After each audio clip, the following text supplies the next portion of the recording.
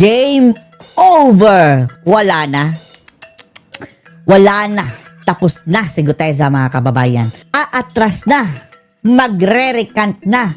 Babawiin na ang kanyang mga testimonya.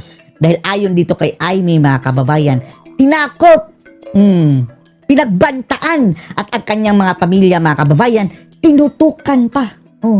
Tinutukan daw, mga kababayan, para bumaliktad at bawiin ang kanyang testimonya. Mga testimonya niya, mga kababayan, na nagdadawit kay Zaldico at kay Tambaluslos, mga kababayan. Yan daw ang aasahan natin, ha.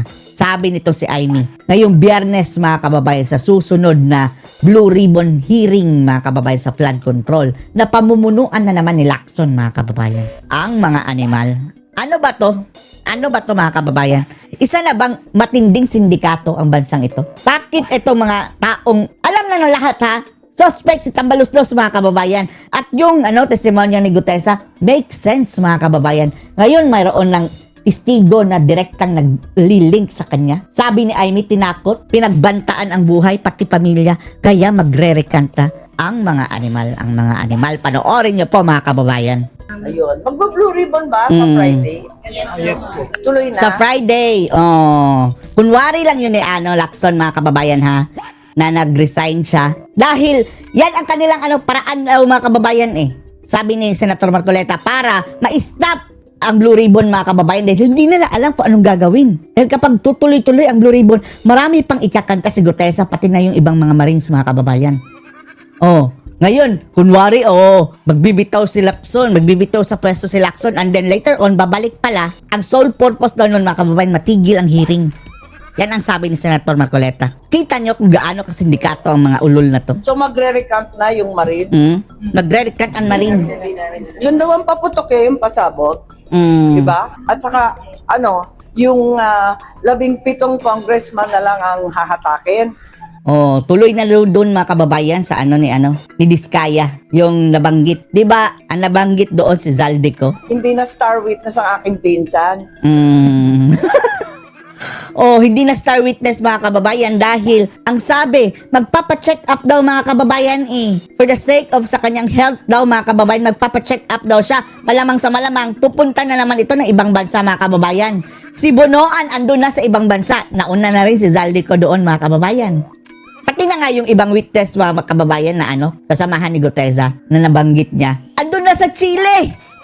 Ang mga animal, mga bodyguards lang, mga kababayan, andun na sa Chile. Paano mo ma-afford yan? Bodyguard ka lang, andun ka sa Chile. Yun ata yung original plan Original plan. Hindi po darating si Congressman. Bago ata isip, nahiya din sa sarili. Si Tambaluslos, nahiya sa sarili. Mahiya pa ba yun? Bago ang isip, hindi na a-attend ang information dito. Wala na dahil mga kababayan, parang ang kanilang focus ngayon, parang marikat ang statement ni Guteza, mga kababayan. Siguro ang ididiin nila nito, mga kababayan. Pinilit lang ako nila Marcoleta. Patay tayo dyan. So si Marcoleta pa ngayon ang madidiin ngayon dito, mga kababayan. Sige. Sana nga itong Marino, itong mga kababayan, manindigan ka. Anyway, known ka na kung mayroong mangyari sa iyong pamilya o sa'yo. Alam na kung sino. Hindi naman siguro siya gagalawin ng basta-basta, mga kababayan, dahil na siya high profile na siya, mga kababayan, na witness. Ang maganda pa dito, mga kababayan, iikanta niya kung sino yung gumapang, mga kababayan, para mag-recant siya. Yan sana ang mangyayari, mga kababayan, sa Friday. Kasi ang dating narinig ko, magiging state witness, siya ang magiging star witness, bibigyan Nako ng po. witness protection. Pwede ba naman yun? Nag-star witness pa Tambaluslos, nabuisit. Nuloko na tayo ng lubus-lubusan. Talaga. Lubos-lubusan na panloloko. Yeah, but that's Star the witness. But that's not what's gonna happen. Ang mangyayari ngayon, magre-recant ang mga testigo. Magre-recant ang mga testigo. Hitam, narinig nyo yan? At sino-sino ang mga testigong ito? Panoorin ninyo, sigurado ako dyan. Isa-isa yan. Isa-isang biglang magre-recant. babaliktad. Dahil pressure, tinakot ang pamilya, at halos tinutukan ang asawa at anak. Pressure! Tinakot ang pamilya. Halos tinutukan ang asawa at anak. Yan, mga kababayan, pag sinali na ang asawa at anak, wala na. Lahat gagawin mo na, mga kababayan, para masave lang sila. Kahit pa bumaliktad ka at magsinungaling. Sana nga lang mayroong tumulong, mga kababayan, na protektahan ang asawa at anak at saka si Guteza, mga kababayan. Dahil importante ito. bayan mga kababayan, buong Pilipinas ang nakasalalay nito mga kababayan. Dahil kung makalusot niyang tambalusot na yan mga kababayan, makakawala lang sa kanyang pananagutan. Uulit na naman yan. Gagawin nila yan mga kababayan. Paulit-ulit. Alam na ninyo kung sino yung pinakamatindi ang testimonya. Si Gutesa pa yun. Si Gutesa po ba yun? Kasi pinakamabigat ang kanyang testimonya. Dahil doon, may personal knowledge at matapang na May ibinunyag personal ang knowledge. lahat. Tinutukan, tinakot ang pamilya, asawa at anak. Talaga naman, tinakot ng todo-todo Tinakot ng todo-todo. ang mga pobreng testigo. Hindi tama itong gawain nila. Ma'am, si Gutesa lang ba? O Ito si Gutesa mga kababayan, ang sabi ni Senator Marcoleta, he is the most credible witness dahil wala siyang mapapala mga kababayan He has nothing to gain.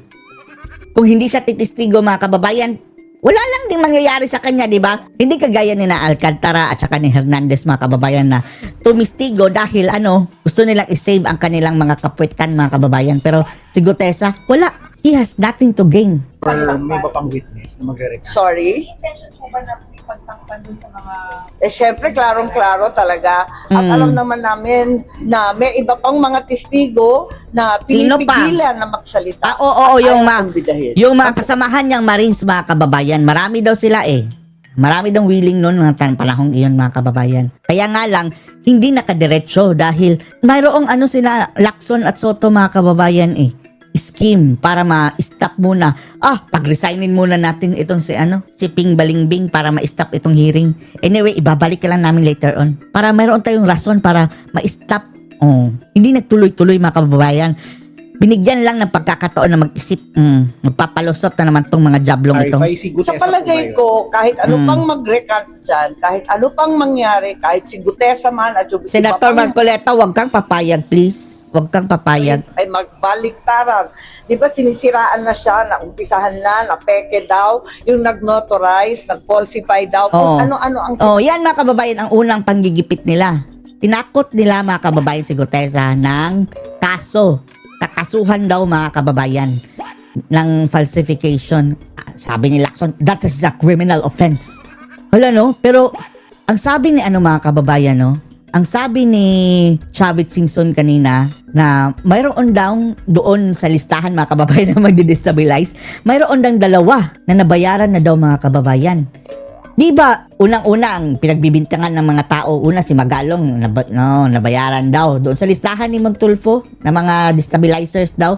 And then, sabi natin, sinong pangalawa? Kasama doon si Mike Defensor, mga kababayan. So, kung ibig sabihin, di ba, si Mike Defensor ang siyang tumulong kay Gutesa, mga kababayan. Tapos, babaliktad si Gutesa.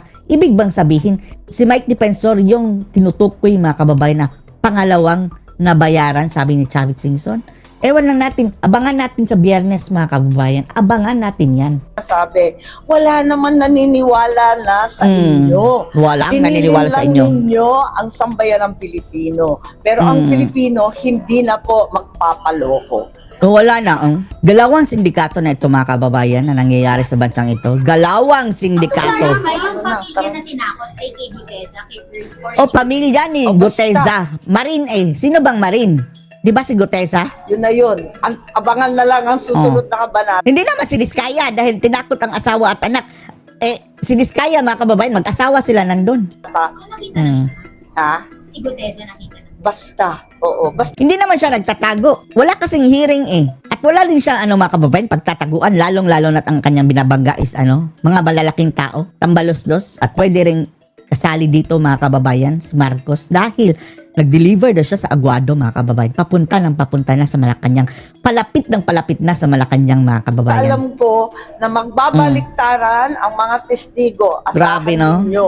Tinakot ng tinakot. Uy, tama na to. Tapos, yung mga gustong Kapag mga kababayan, kapag eto, magsalita pa. makumpirmang tinakot ang mga testigo, mga kababayan, minani obra, sukdulan na talaga, deserve na talaga mga kababayan na sana sa darating na rally mga kababayan ng INC, ang dami nila. Manawagan na sila ng Marcos resign. Ay itinago o talagang sinabihan na huwag nang magsalita.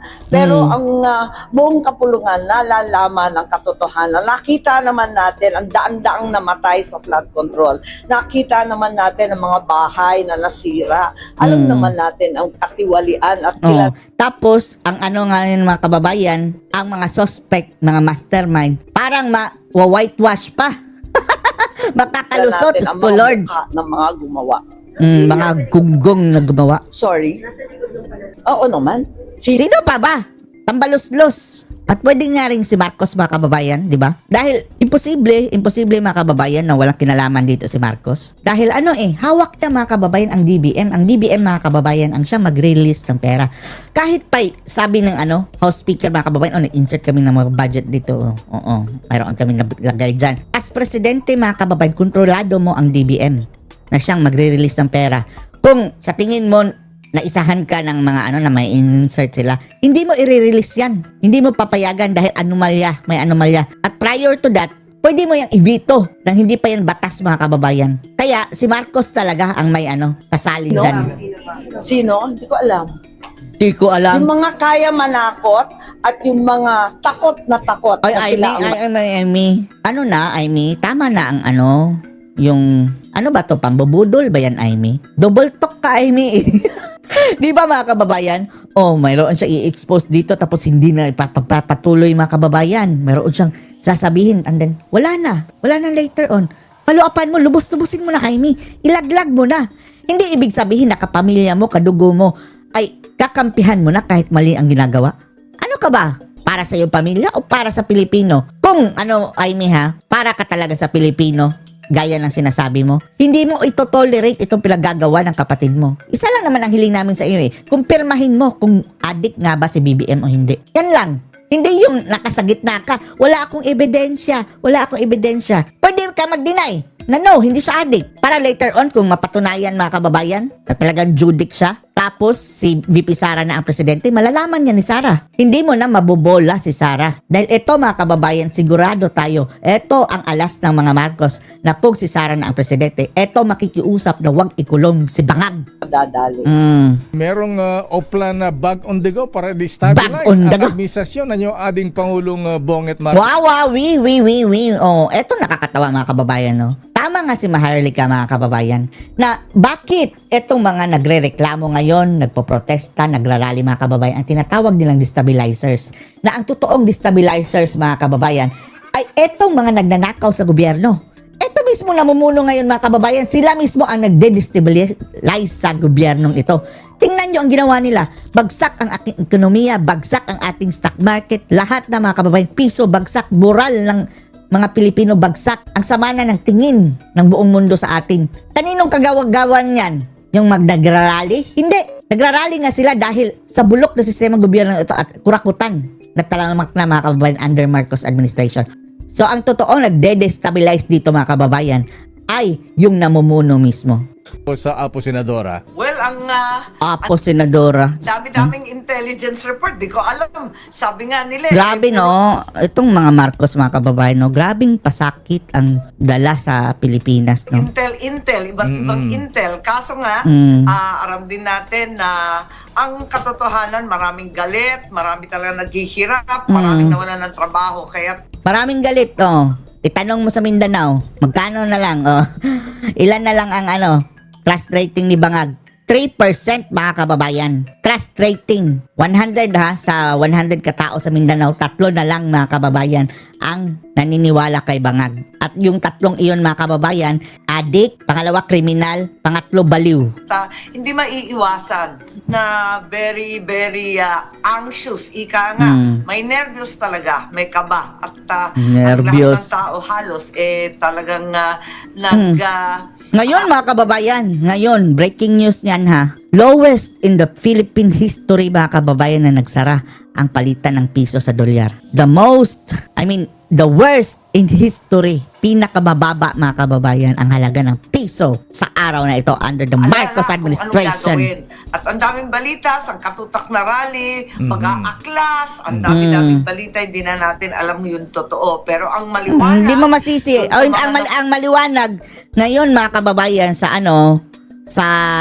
INC, tuloy ang rally. Wala ng trabaho, sa matumal ang benta ng mga negosyante, yung hindi lumalabas ng mga budget, ay naku, bagsak ang ekonomiya natin. Bagsak. Yan ang maliwanag. Kaya ang tao, papasok ang Pasko, wag namang Paskong tuyo. Wala na. Paskong paksiw na, mga kababayan. Yan, anyway, Senator Amy, yung ibang dinadawit dito ay malapit din po sa inyo. Ayan, wala ba silang nababanggit sa iyo na, yung ading mo, iba na ang takbo, Iba na talaga.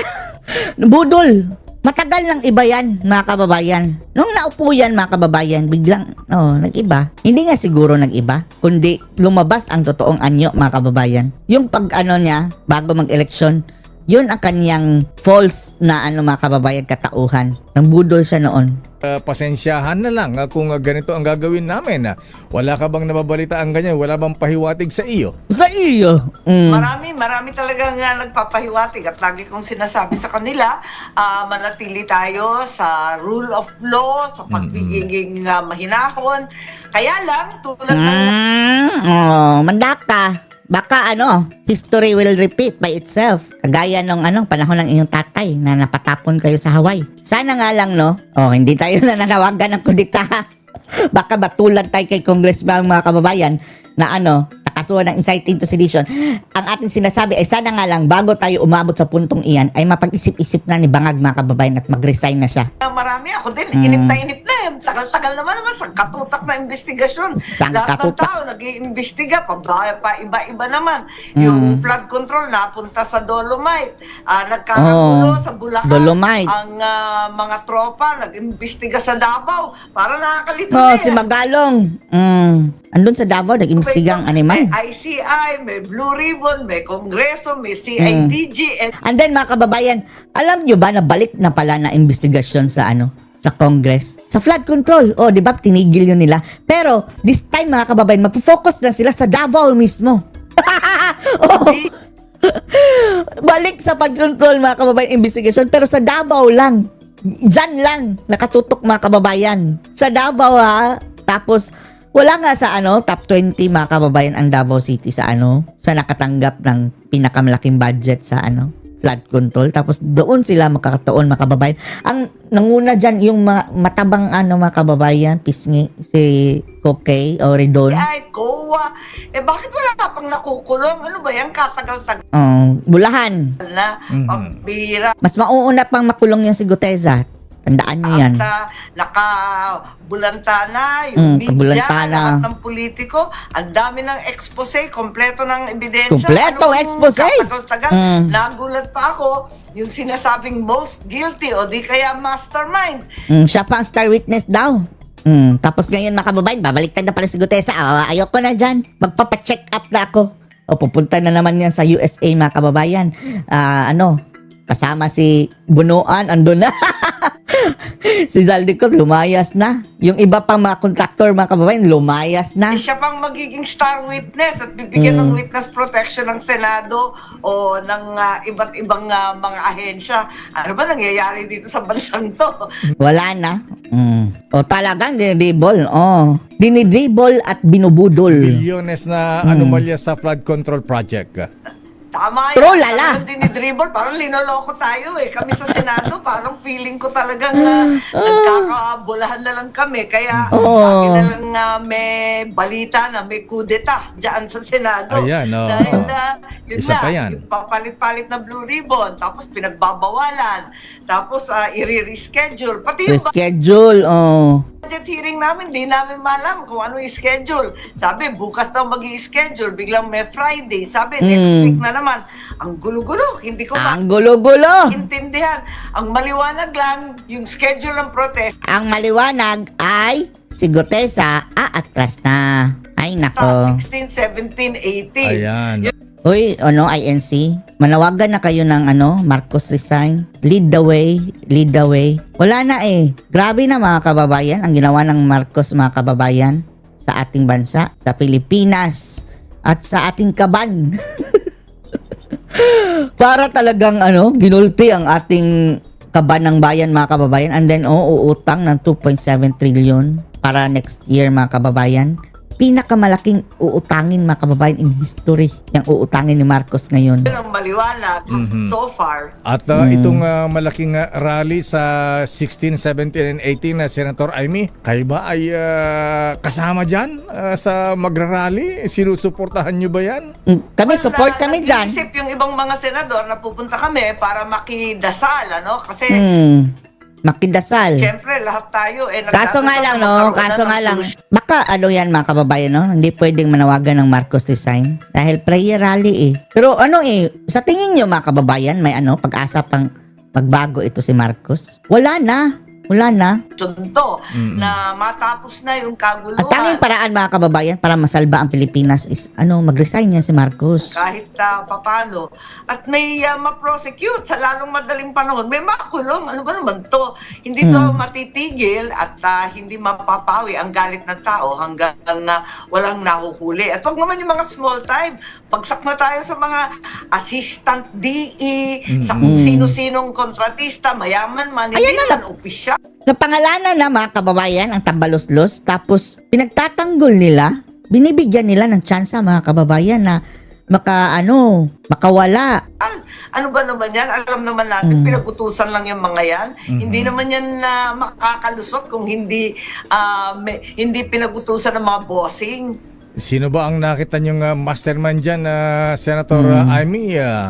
Alam na din, sino? Kitang-kita naman. Yung mga may hawak ng budget, syempre, yung mga nagdidesisyon. Syempre, ang mauuwi yan, yung talagang mga politiko din. Kasi kami naman ang may power of the purse. Ika nga, syempre sa executive, may mga pumipirma niyan. Ang liwaliwanag naman, bakit naman itong mga maliliit na tao, higit sa lahat, ang nadadali, yung nawawalan ng trabaho. Mga construction worker natin, mga trabahador, maggagawa natin. Lahat nakatingala, ilang buwan na to. Wala na, nambobola na lang mga kababayan. Ito talaga si Marcos, talagang mambubudol mga kababayan. Hirap ng walang sweldo, arawan pa naman ang karamihan, minimum wage pa. Talagang bagsak ang ating ekonomiya. First time tayo bumagsak ng 4% growth sa third quarter.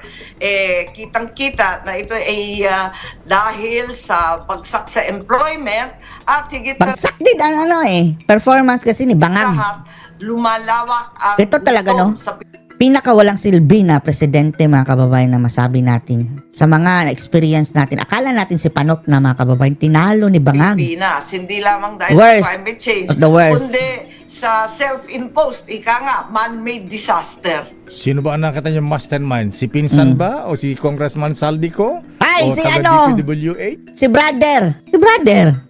Contractor? Nako, syempre yung mga kontratista, malaking kasalanan. Yan ang problema kay Amy mga kababayan. Kaya mukhang hindi tayo convinced dito sa performance ni Amy sa kanyang pagkampi-kampi. Dahil, mga kababayan ang mangyayari kapag magkataon mga kababayan na si Sara na ang presidente, ito mga kababayan ang contingency plan ni Marcos mga kababayan para magmakaawa at hindi ikulong si Bangag. Public works, malaki ang kasalanan. Pero ultimately, alam naman natin, politiko at yung mga pumipirma may kasalanan, di ba? Kaya, yun nga, sana mahuli na, ma-prosecute na sa katutak na investigasyon. Bakit Puro sana.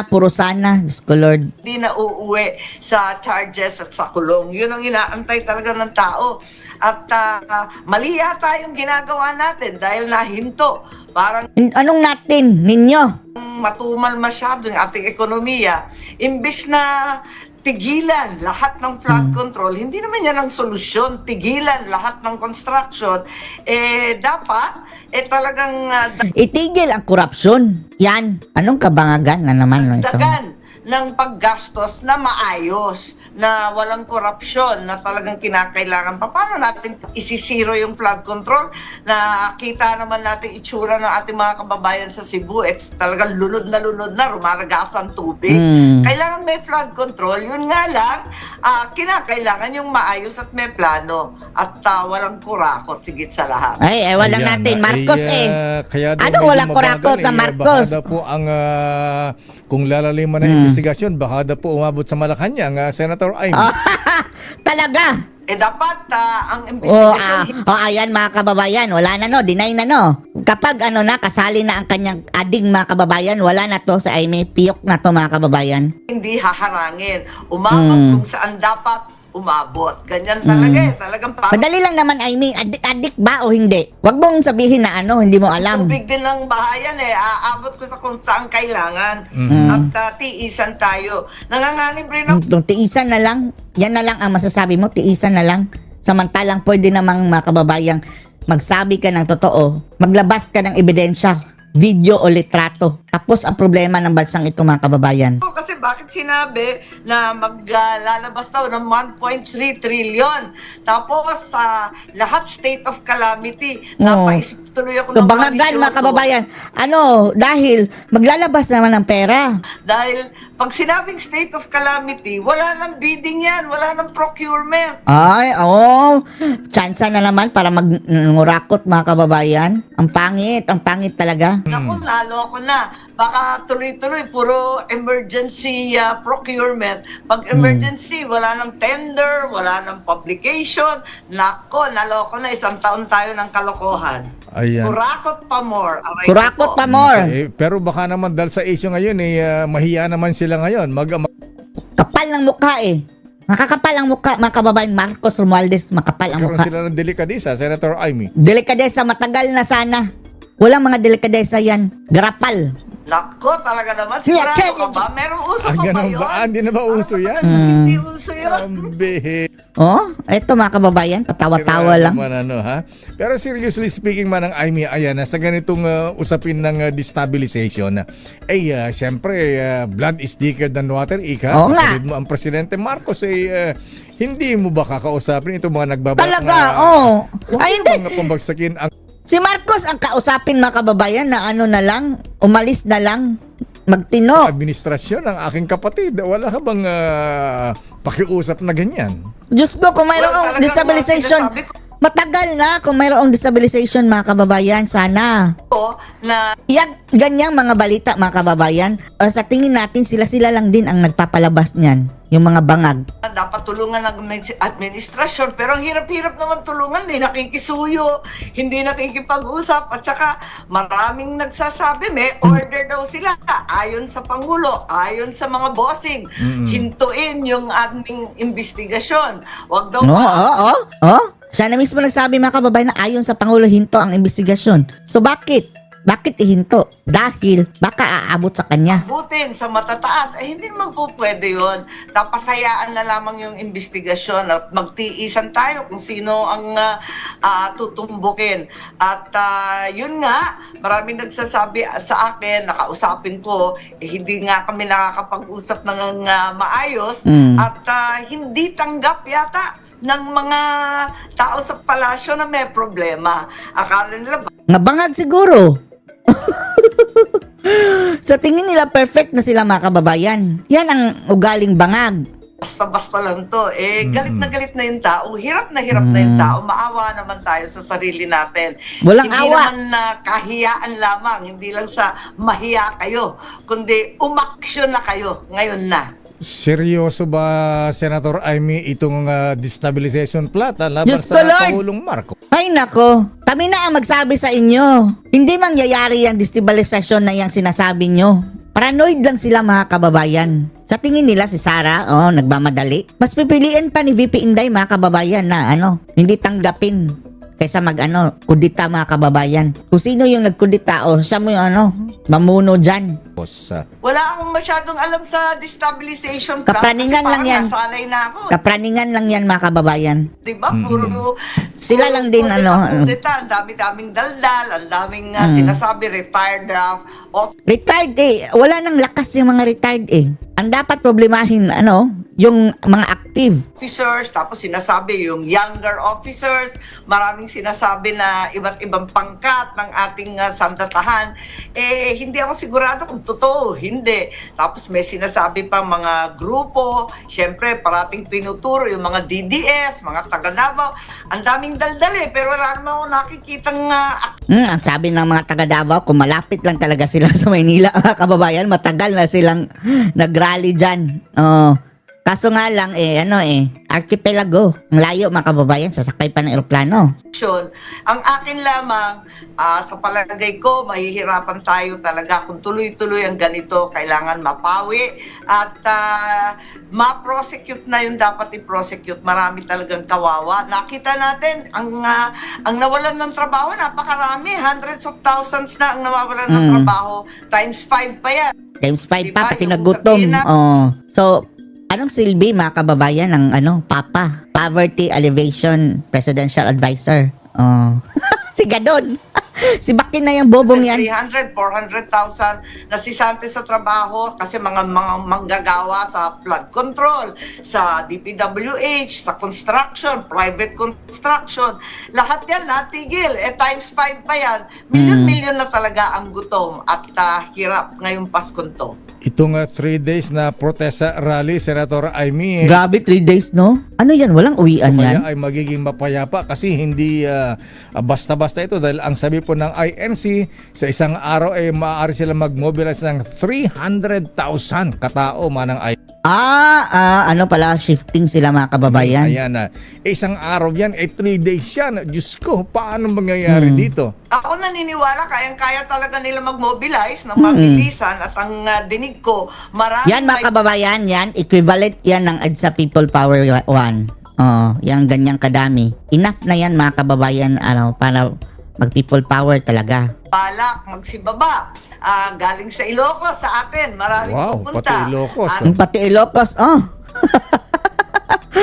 Wow, nilaglag na ba ng mga kababayang Ilocano, mga kababayan, ito si Bangag? Mukha nga, sa tingin natin. Pati yung mga taga Bicol. Meron pang nababalitaan na manggagaling daw sa Visayas at Mindanao at naniniwala ko kayang-kaya ng iglesia na magpapuno ng luneta. 3 araw. First time, 3 araw. Saan yan, iihi?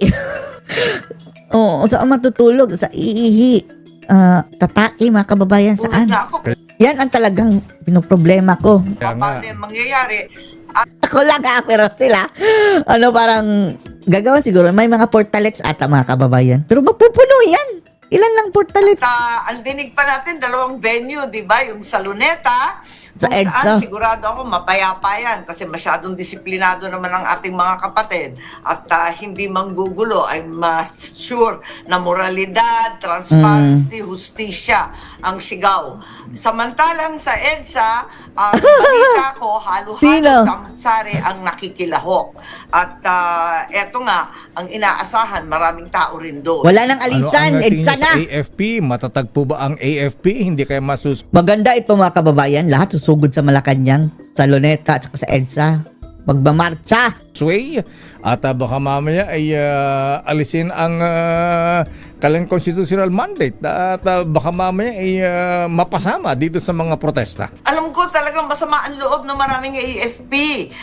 Dahil unang-una, ako galit na galit din. Tinatanggal yung mga pensyon nila. Oo nga, no. Mga kababayan, bangag talaga, no. Ang sabi na, sige, kung kayo, reklamo kayo ng reklamo, tatanggalan kayo ng pensyon. Ang salbahe talaga, mga kababayan. Taon-taon, dyan sa budget, yung tinatawag na MUP, yung Military Uniform Personnel na mga pensyon, parating nilalagay sa unprogram or else tinatastas ng Unprogram? buo sa budget. Nako, itong gawain natin talagang hindi tama dahil obligasyon natin sa mga nagtustos ng kanilang buhay. Hindi naman po pwede yun. Kaya talagang diskumpiyado rin yung mga retired. Ganon din yung mga in active service. Siyempre, minsan nababalita balitaan natin yung mga promotions, naku talaga naman, pati sa PNP, yung mga magagandang pwesto, naku may palakasan na todo-todo. Hindi naman nating maiwasan, pero at least limitahan. May bata-bata system. Ito malakas Bata-bata dito. Ito system. talagang malapit dyan.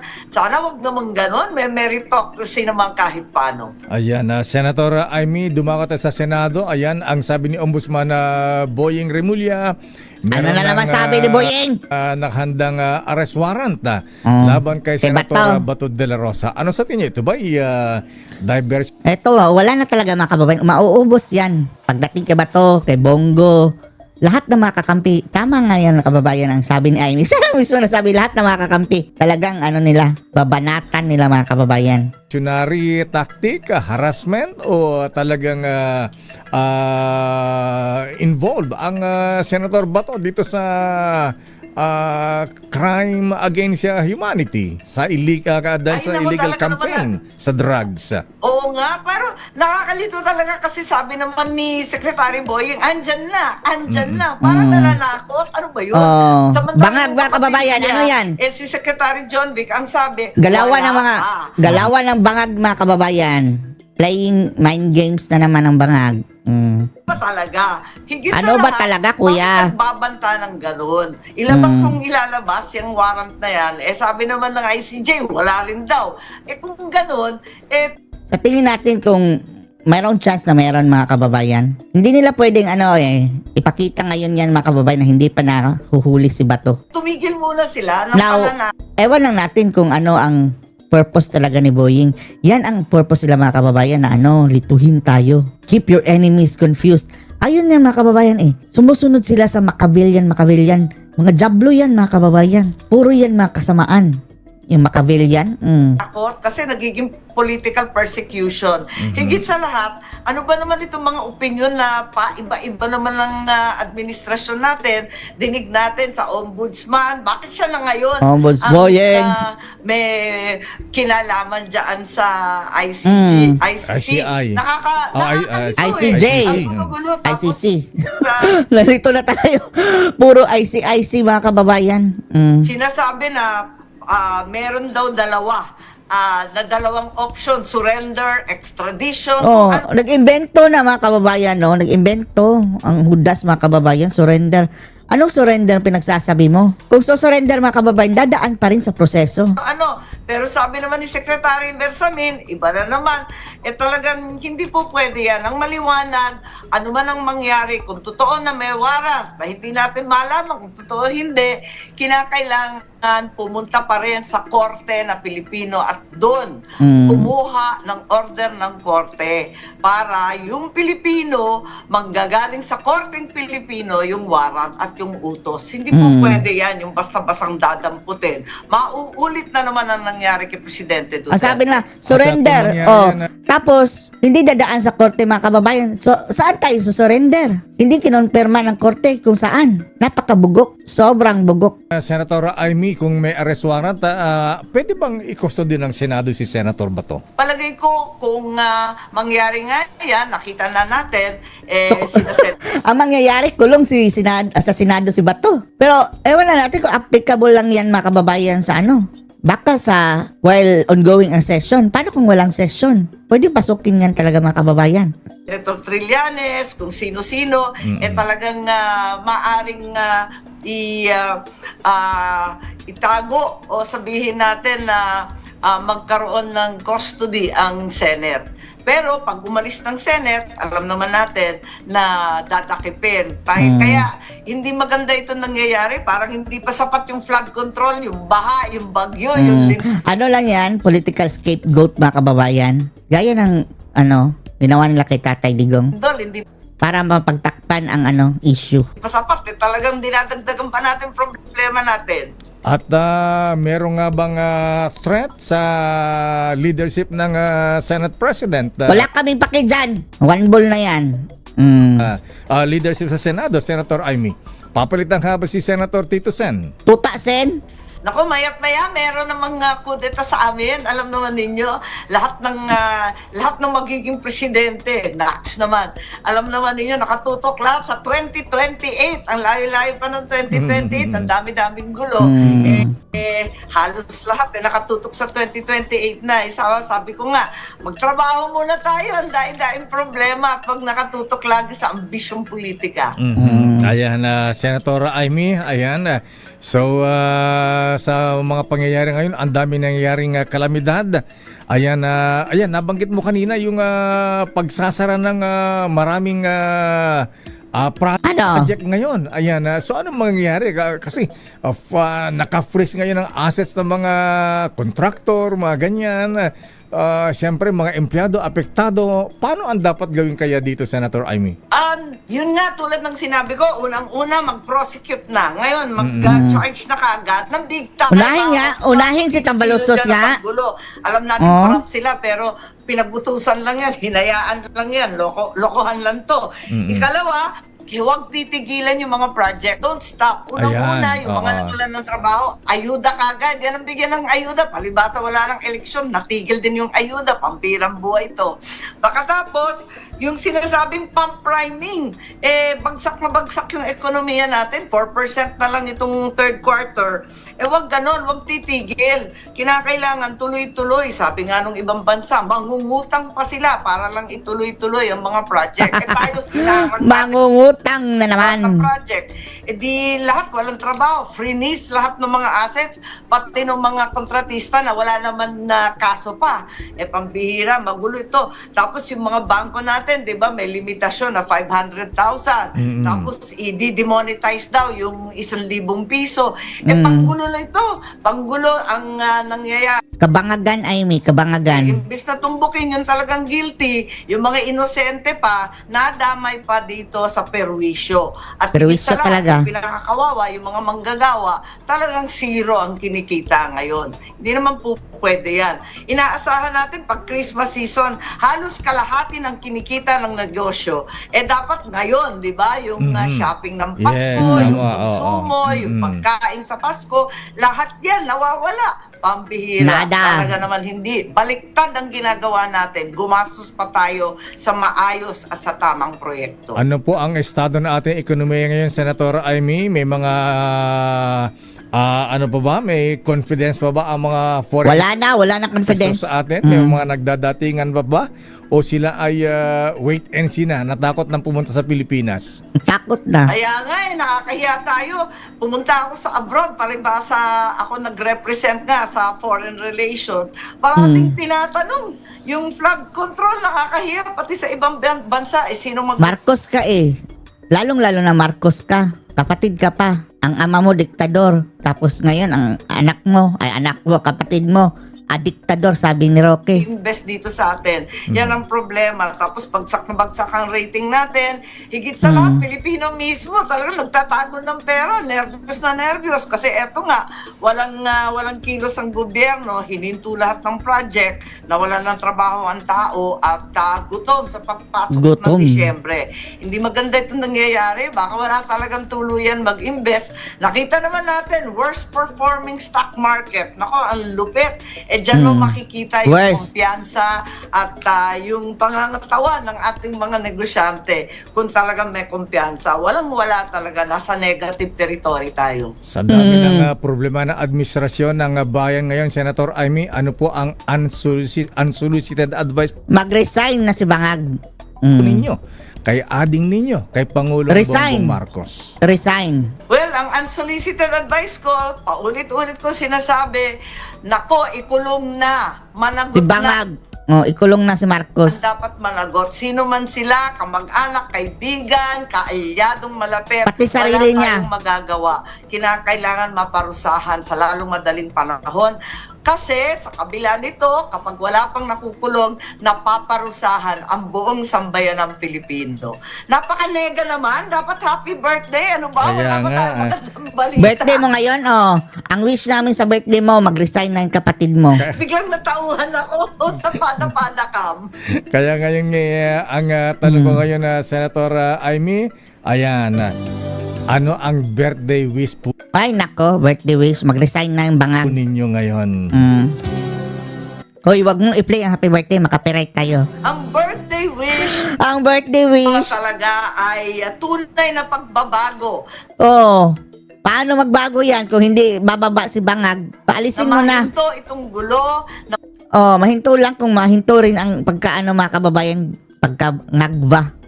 walang gutom sa Pasko. Walang gutom. Yung nasa gobyerno ngayon mga kababayan, puro gutom. Gutom sa kasakiman.